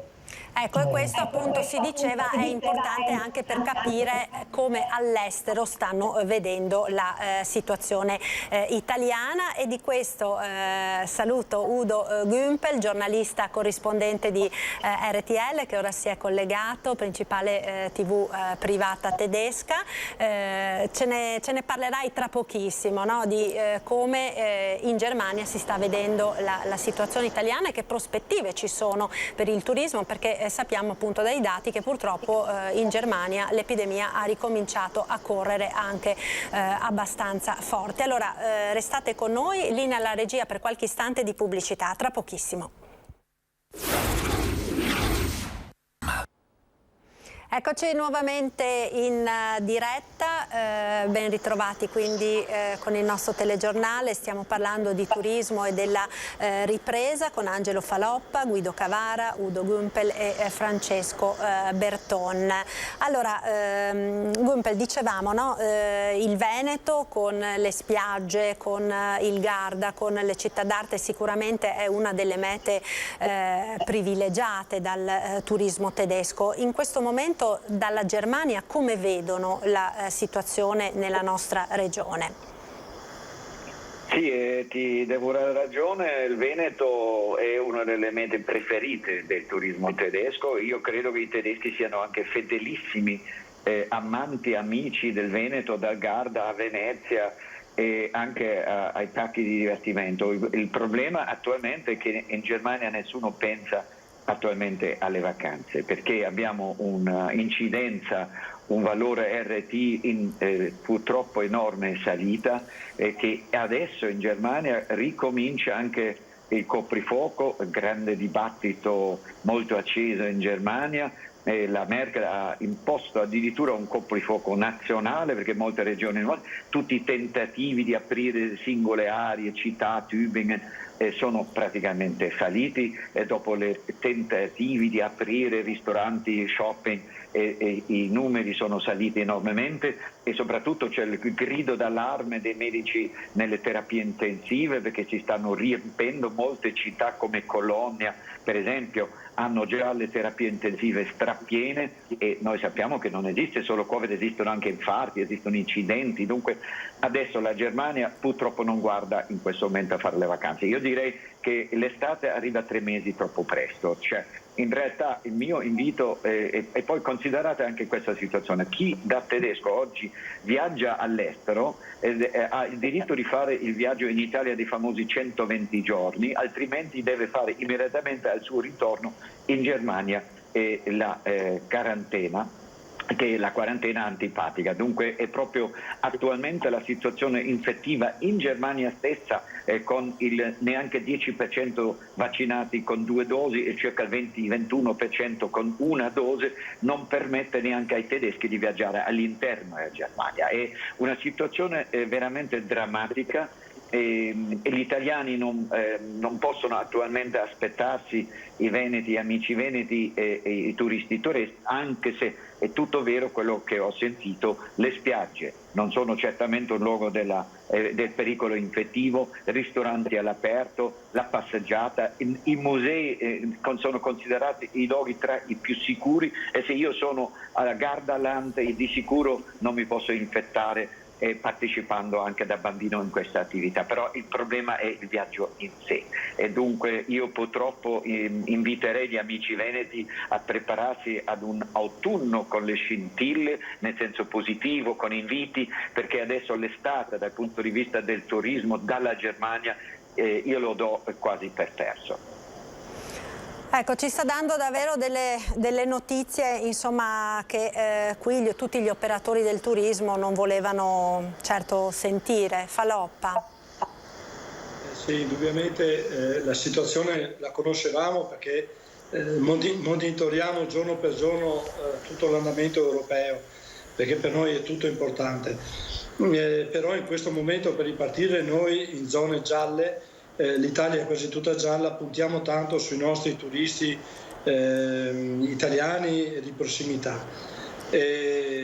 La cosa, come diceva giustamente, sulle spiagge la situazione è completamente diversa. L'aria aperta dovrebbe essere anche sinonimo di maggiore sicurezza. La cosa che ci lascia un po' sgomenti è il fatto di queste grandi battaglie tra le 22 e le 23.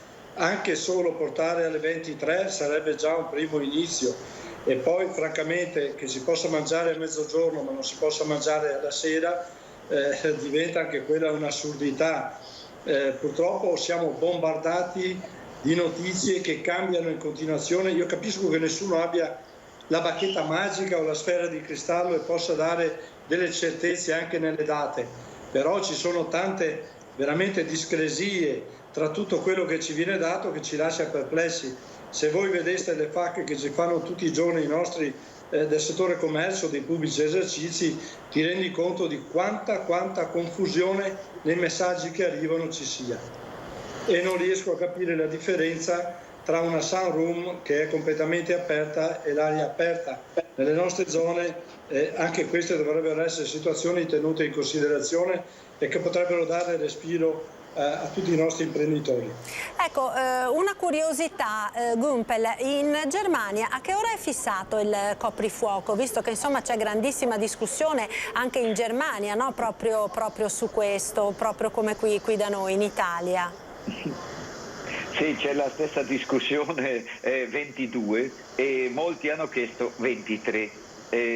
Poi naturalmente la polizia tedesca ha già detto che non siamo assolutamente in grado di controllare tutti i 83 milioni di tedeschi che dovrebbero rientrare, dunque ci si fa affidamento sul buonsenso, però è il buonsenso che dovrebbe dire che in realtà o che siano le 22 o a mezzanotte non cambia niente, perché se io torno in macchina da solo alle 23:15 e da una visita, diciamo da un ristorante all'aperto, non ho adesso io fatto qualche cosa di molto grave rispetto all'epidemia, cioè la cosa è restare in pochi e allora magari andare anche al ristorante, perché poi se io ho l'apertura del ristorante, infatti posso riportare solo questa discussione della Germania, se il ristorante fosse aperto anche fino a mezzanotte io avrei anche più tempo da ristoratore a servire i miei clienti, non diciamo in un tempo così stretto, dunque in realtà farei qualche cosa di positivo per ridurre la possibilità di un contagio con il Covid, però purtroppo le decisioni anche in Germania sono state prese in quella direzione e fino alla fine di maggio a questo punto viviamo ancora un altro mese, forse anche 2 mesi, perché come avete visto tutti dai telegiornali italiani i numeri dell'infezione sono saliti molto perché purtroppo qualcuno ha pensato che con l'inizio della vaccinazione la pandemia fosse già arrivato a capolinea, ma invece se io ho il 90% della popolazione non vaccinata non è assolutamente una situazione sicura, perché le persone che si ammalano 10 giorni dopo, nel caso peggiore, finiscono in terapia intensiva, e se non c'è più posto viviamo una situazione come nella nostra vicina nel Belgio, dove addirittura le terapie intensive non hanno più posti e li spostano verso la Germania, che anche lì si arriva a saturazione, perché il numero delle infezioni può anche lasciare il tempo che trova, però quello che ci deve preoccupare è che non ci sia più posto negli ospedali. E poi vogliamo anche considerare, per cortesia, il personale negli ospedali, gli infermieri, i medici che da 15 mesi lavorano in un ritmo incredibile, che addirittura vi do anche questa non simpatica notizia: ci sono, secondo i primi sondaggi tra il personale ospedaliero, quasi uno su ogni 3 infermiere delle terapie intensive ha detto fine pandemia io lascio, io muovo, perché non ce la faccio più. Ecco, allora, vedevo intanto gli altri operatori del turismo che annuivano quando si parlava appunto del coprifuoco, quindi insomma tutto il mondo è paese, no? Alla fine il dibattito le 22, le 23 all'aperto. Cavara. Sì, ha perfettamente ragione, perché in realtà anche la compressione degli orari non fa altro che, come dire, aumentare quelle che sono le presenze all'interno dei locali. Se il coprifuoco non esistesse, credo che anche i ristoranti, rispettando le norme e i distanziamenti, potrebbero gestire le persone con molta più oculatezza e senza avere problemi di sovraffollamento. Va anche detta una cosa, che queste restrizioni così forti portano poi dall'altra parte alla violazione delle regole, perché almeno qui in Italia, ma immagino anche in Germania, in tutto il mondo dove ci sono restrizioni forti, ci sono coloro i quali prendono gli appartamenti in affitto, che sappiamo purtroppo essercene troppi in tutto il mondo, e fare assembramenti lì dentro con i festini. Succede all'ordine del giorno che la polizia a Verona va all'interno di un appartamento dove trova 15-20 ragazzi con birre e con assembramenti evidentemente rischiosissimi. Per cui il fatto di dare libertà alle categorie che possono lavorare rispettando i protocolli impedisce dall'altra parte che ci sia una violazione delle regole, che c'è moltissimo, ed è molto difficile per la polizia, gli organi di controllo, andare dentro le case a verificare. Ma credetemi, se si stringe troppo da una parte è evidente che dall'altra parte, dopo 1 anno e 3 mesi, ci sia chi decide comunque il fai da te. Per cui io penso per davvero che, capisco che non è semplice gestire una pandemia di questo genere, però se si vuole salvare l'economia, che anche questa rappresenta una grande emergenza, e 1,5 milioni di famiglie che lavorano nel turismo in Italia, bisogna avere il coraggio, rispettando i protocolli, di aprire gradualmente. Altrimenti raccoglieremo, quando poi ci sarà la facoltà di licenziare, allora si arriverà davvero al punto dove verrà fuori: pagheranno il conto tanti nostri collaboratori. Questo sarà il grande problema del prossimo futuro, se non verranno presi decisioni di buon senso. Ecco, Berton, bisognerà quindi quest'anno, alla luce di quanto abbiamo sentito, puntare molto su un turismo indoor, quindi su un turismo di prossimità, così come già era avvenuto l'anno scorso. E il turismo tedesco, per quanto riguarda proprio la situazione dei campeggi del litorale, che peso ha, che impatto ha sulle vostre strutture ricettive? Assolutamente, quello che ci stava raccontando il corrispondente dalla Germania è assolutamente vero, e lo riscontriamo nelle prenotazioni. Noi avevamo molte prenotazioni per Pentecoste, perché probabilmente le aspettative erano quelle che da maggio si potesse in qualche modo ripartire e anche muoversi all'interno dell'Unione Europea. Ultimamente, probabilmente dovuto ai fattori che ci raccontava, le prenotazioni si sono assolutamente raffreddate. Non ci sono grandi cancellazioni, perché diciamo che si sono attuate delle policy di cancellazioni molto favorevoli agli ospiti, ma fino a luglio grandi prenotazioni dall'estero non ci sono. Calcoli che nel nostro settore l'80% del turismo all'aria aperta, diciamo che l'80% è di provenienza straniera. Gli ospiti che provengono dalla Germania pesano per il 60% di tutte le presenze e di conseguenza fa la differenza il fatto che i tedeschi possano muoversi o meno. Vediamo che invece da luglio in poi, luglio, agosto e fino ai primi di settembre invece ci sono richieste, quindi in realtà stanno pensando alle vacanze, ma giustamente stanno pensando alle vacanze in un periodo più avanti. Per quanto riguarda il mercato interno, noi abbiamo cominciato già l'anno scorso questa grande sfida. Il turismo all'aria aperta, quello che si fa in Veneto in particolar modo, in Italia non è molto conosciuto. C'è un'idea un po' antiquata del campeggio come una tenda sotto l'albero. In realtà i campeggi che ci sono adesso, in particolar modo nella nostra regione, sono strutture molto attrezzate, con parchi acquatici, piscine, servizi di tutti i generi per gli ospiti, e quindi diciamo ci vuole un lavoro per far conoscere un lavoro di promozione per far conoscere bene il nostro settore anche agli ospiti nazionali, senza dimenticare ovviamente i classici ospiti che si sono affezionati negli ultimi 60 anni alle nostre strutture. Certo, per quanto riguarda gli alberghi, Cavara, la situazione sul fronte prenotazioni com'è?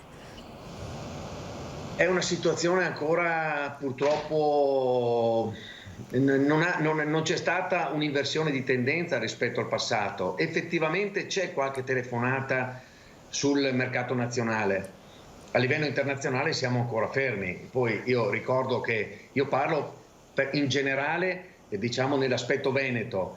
Per quanto riguarda le città d'arte di cui faccio parte, perché Verona è una città d'arte, lei credo sappia perfettamente che rappresentiamo il contesto che paga il prezzo più alto purtroppo di questa pandemia, per cui gli spazi all'aperto, come si diceva prima, probabilmente sono attualmente privilegiati rispetto a noi, anche se noi confidiamo che ci sia davvero qualche segnale distensivo e anche per quanto ci riguarda ci sia la consapevolezza che si può fare tranquillamente una vacanza a Verona o a Venezia o a Padova in assoluta tranquillità.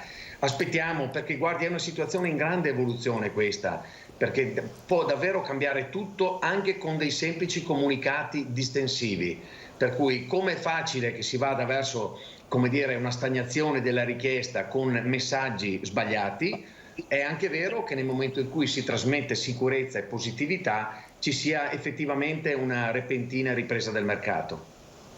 Certo, Faloppa, per voi, per insomma tutto il mondo del commercio e della ristorazione e dei pubblici esercizi, puntare in questo momento sul mercato diciamo domestico, interno, che cosa significa? Beh, diciamo che la ristorazione già l'anno scorso aveva puntato tantissimo sul mercato interno e ha avuto anche delle grosse soddisfazioni, perché i pubblici esercizi e i disco pub che erano aperti fino a una certa ora, perché le discoteche erano tutte chiuse, hanno trovato grossa soddisfazione e penso che anche quest'estate a mio avviso ce l'avranno. Mi sono piaciute le parole prima del corrispondente della Germania Gumpel, perché il buon senso a volte aiuterebbe tanto. L'Italia ha una temperatura che è anche proprio a livello climatico più alta di quella della Germania. In teoria, come l'anno scorso, l'Italia e le nostre zone di mare dovrebbero beneficiare prima di quella pausa come abbiamo avuto l'anno scorso, e in questa pausa, in questa estate, che a mio avviso torneremo praticamente, lo dicono i virologi, non lo dico io, torneremo probabilmente al contagio quasi zero, una cosa sola dovranno pensare i nostri governanti: vaccinare, vaccinare e vaccinare, per non farci trovare impreparati a ottobre-novembre nuovamente. E su questo non c'è ombra di dubbio, e speriamo naturalmente che la campagna vaccinale possa procedere il più velocemente possibile, se arrivano le dosi che sono state promesse. Gumpel, ma in Germania la campagna vaccinale come sta andando? Perché qui da noi in Italia, no, si è sempre pensato che andasse molto meglio che in Italia, con addirittura delle dosi in più comprate dalla Germania su un mercato anziché passare attraverso le dosi comprate con l'Unione Europea. Invece mi pare di capire che insomma la situazione sia molto simile alla nostra. Allora, la Germania non ha preso nessuna dose in più rispetto a quelli che erano le dosi distribuite dall'Unione Europea. Ci fu un pre-contratto in novembre per comprare altre dosi da BioNTech, ovvero Pfizer, ma che non è stato realizzato, perché poi c'è stato anche all'interno della Germania, il governo tedesco, la protesta che la Germania, che ha spinto tanto per comprare insieme, non può fare queste cose per conto proprio, anche se l'azienda è tedesca, perché poi in Italia la chiamano Pfizer. Capisco anche le ragioni per cui tra molti maschi il Pfizer è molto popolare, però non è una fiala blu, ma è semplicemente, scusate questo scherzo a parte, ma e comunque la Germania ha una unica differenza, mentre fino a una settimana fa in Germania, purtroppo adesso è ricambiata la situazione, il numero dei decessi Covid è sceso tantissimo, perché considerate che all'inizio dell'anno avevamo 1000 decessi al giorno e adesso eravamo scesi fino a 10 giorni fa a sotto i 200, 150 al giorno, perché la Germania aveva dato una vera precedenza anche nei fatti agli over 80, che adesso gran parte di tutta la Germania sono vaccinati, adesso si procede con gli over 70. Non così bravi come, devo dire, la regione Lazio, dove ci si prenota tra pochi giorni già da 58enne, 57enne, dunque ci tocca, mentre in Germania non c'è stato un fenomeno di massa, che sono quelli imbucati del vaccino, ovvero cani, gatti, giardinieri dell'amico, del medico. Insomma, abbiamo visto che in realtà in Italia, purtroppo dal 3 marzo in poi, ho riportato i dati, il numero dei morti, dei decessi per Covid-19 è già di nuovo risalito, perché semplicemente nei gruppi di maggiore rischio non c'era stato raggiunto ancora una piena copertura da vaccino. Questo è stato molto grave, e adesso anche con il figliolo hanno finalmente dato una vera precedenza. Adesso la situazione nel Veneto mi sfugge, non la conosco, io che sto nel Lazio vedo che qua l'assessore alla sanità sta facendo un ottimo lavoro e si è riportato molto in avanti, stranamente, dico noi che viviamo qua, che viviamo altre situazioni, no?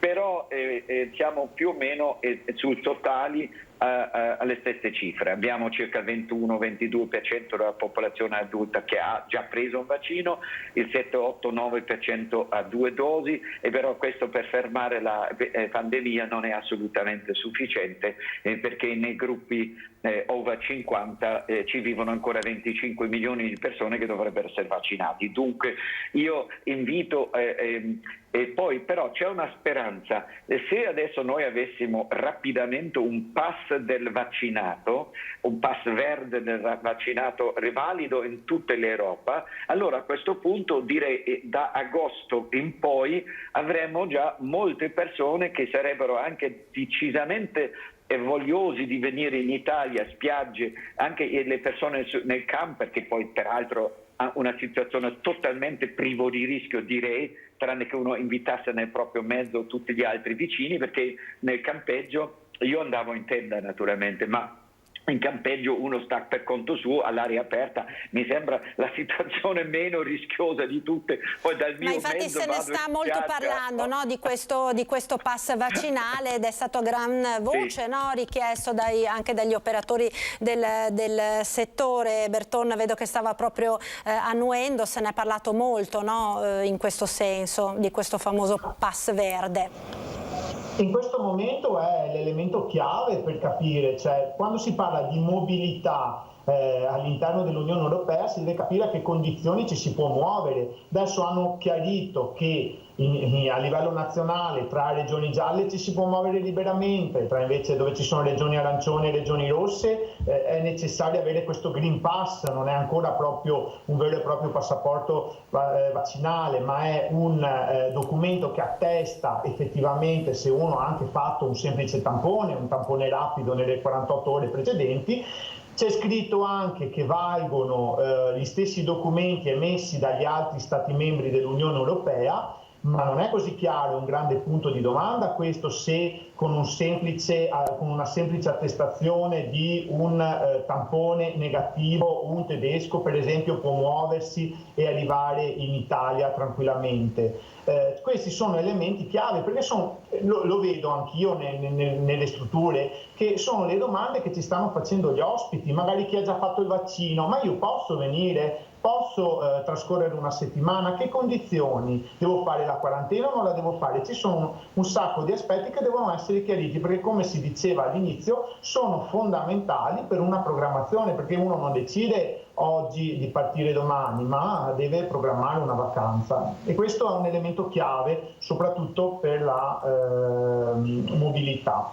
Certo, Cavara, anche mi immagino che di questo tenore siano anche le telefonate che arrivano negli alberghi, no? Ma in realtà sul Green Pass noi abbiamo delle riserve, le confesso, perché per prima cosa il piano vaccinale procede, ahimè, molto a rilento, non ha avuto certamente quella spinta che doveva avere. E poi vanno anche dette che ci sono tante variabili, perché chi ha avuto il Covid potrebbe avere pochi anticorpi e potrebbe riprenderlo. Chi ha fatto il tampone potrebbe ammalarsi nelle 48 ore successive. Chi ha fatto il vaccino potrebbe essere positivo e asintomatico. Per cui ci sono davvero tante variabili e io temo che un'ulteriore limitazione imponendo il Green Pass per la movimentazione delle persone possa essere un ulteriore limite al fatto che ci sia quella ripartenza generale a livello mondiale, europeo, italiano che tutti auspichiamo.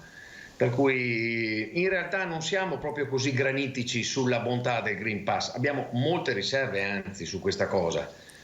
Mi permetto di precisarlo perché in realtà, come le ho detto prima, le variabili a livello clinico sono talmente tante che non danno assolutamente nessun tipo di garanzia sulla validità stessa del Green Pass. Poi non ricordo la domanda che mi ha fatto, mi perdoni perché ho voluto fare questa era questo, insomma, ha già risposto su quello sul Green Pass, insomma, sostanzialmente, no? Per concludere abbiamo ancora veramente solo un minuto. Faloppa, domani i pubblici esercizi finalmente riapriranno con tutte le prescrizioni e le polemiche di cui abbiamo detto, diciamo una sua riflessione velocissima però su questo, anche relativamente al comportamento delle persone. Abbiamo molto parlato, no, di responsabilità, di attenzione. Sì, indubbiamente sì, però dico anche una cosa. L'anno scorso i nostri imprenditori si sono comportati molto bene. Ovvio c'è sempre la pecora nera, però nella stragrande maggioranza si sono comportati bene e io direi che dei nostri imprenditori ci si può fidare. Questa si diceva anche l'altro giorno, chiedevano ma ci si può fidare? Io dico sì. Fidatevi degli imprenditori, la lezione è stata imparata. Però una cosa che volevo dire per quanto riguarda il Green Pass e anche altre situazioni, sarebbe un'altra sconfitta dell'Europa se non riuscisse a fare qualcosa di unitario, qualcosa che veramente ci accomuni. E siccome tutti continuiamo a dire che l'Europa dovrebbe veramente parlare all'unisono, con una voce sola, questo potrebbe essere anche il momento di far capire che si sta imboccando una strada completamente diversa e più corretta per questa unità. Io vi ringrazio allora per essere stati con noi, è finito il tempo a nostra disposizione. Grazie ad Angelo Faloppa, presidente Confcommercio Unione Venezia, a Giulio Cavara, vicepresidente Federalberghi Veneto, Francesco Berton, presidente di Asso Camping, e Udo Gümpel, giornalista di RTL. Grazie a tutti voi, una buona giornata e un buon 25 aprile anche a tutti voi telespettatori che ci avete seguito in questa lunga lunga diretta. Grazie, buona giornata, il meteo. Arrivederci.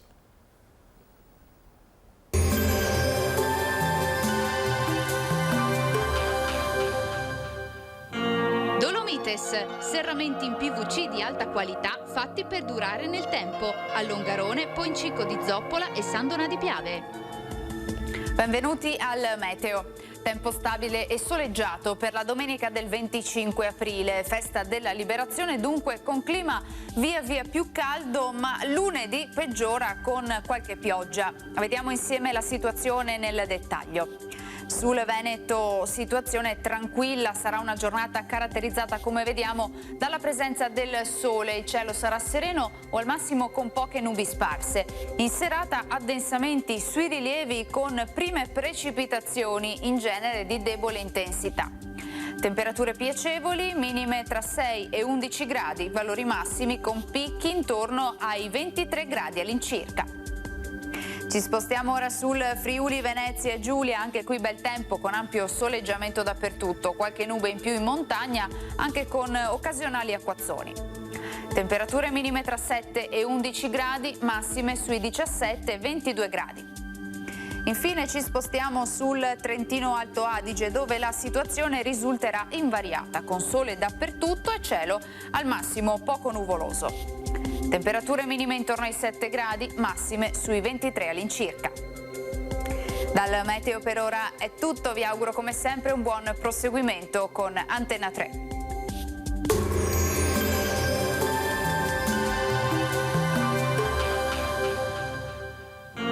Dolomites, serramenti in PVC di alta qualità fatti per durare nel tempo. A Longarone, Poncico di Zoppola e Sandona di Piave.